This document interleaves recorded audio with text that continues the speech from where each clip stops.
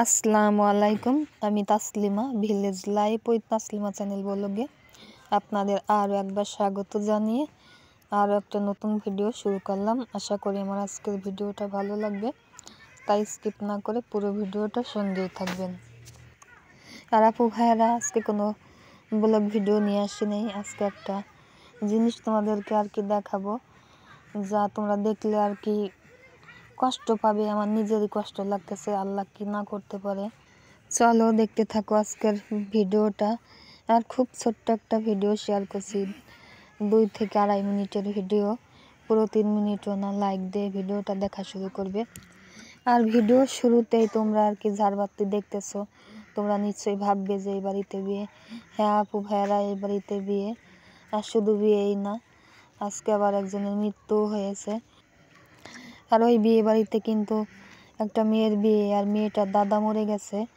আর নাতিনের বিয়েটা তো কালকে শুক্রবার, আর আজকেই কিন্তু দাদা মরে গেল। আর ওই দাদাটা কিন্তু আমাদেরও দাদা হয়, আর এতই ভালো ছিল যে আমাদেরকে পথে ঘাটে দেখলেই কিন্তু মানে বাড়ির সামনেই তো আমাদের, ওনাদের বাড়ির সামনে আমাদের বাড়ি, মানে বাড়ির থেকে বেরোইলে বলতো যে দিদি কোথায় যাও বা কোন জায়গা যাইতেছো।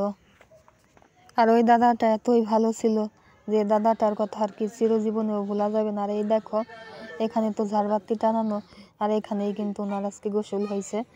আর দেখো এই যে গেটের সামনেই কিন্তু ওনার গোসলটা হয়েছে, শেষ গোসলটা। আর এই পথটা তো তোমাদেরও চিনা, কারণ যারা আমার ভিডিওগুলো দেখো তারাই চিনবে, কারণ আমার ভাস্তির বিয়ে তো এই পথটাই ঝাড়বাতি দিয়ে আর কি সাজানো হয়েছিল। আর দেখো এখানেই কিন্তু গোসল হয়েছে, ওনার শেষ গোসলটা। আর এইখান দিয়ে কিন্তু পোলাপান দৌড়াদৌড়ি করতেছে। আর গেট সাজানো, ঝাড়বাতি দিয়ে সাজানো, তা তো তোমরা দেখতেই পাইতেছ। আর দাদাটা এত ভালোই ছিল যে ওনার কথা জীবনেও, সারা জীবনেও ভোলা যাবে না। আর ভালো মানুষ সারা জীবন পৃথিবীতে বেঁচে থাকে না। আর দেখো এই বাড়িটাই বিয়ে, কত আনন্দ ছিল। কালকেও কত আনন্দ ছিল, আজকে সকালেও কত আনন্দ ছিল।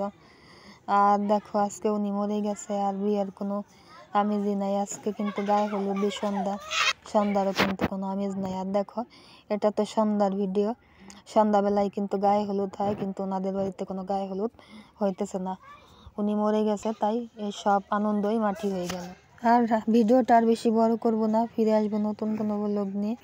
আর দাদাটার জন্য দোয়া করবা, আর আমার স্বাস্থ্য বোনটার জন্য দোয়া করবা, ওদের নতুন জীবন। আর আল্লাহ হাফেজ, আসসালামু আলাইকুম।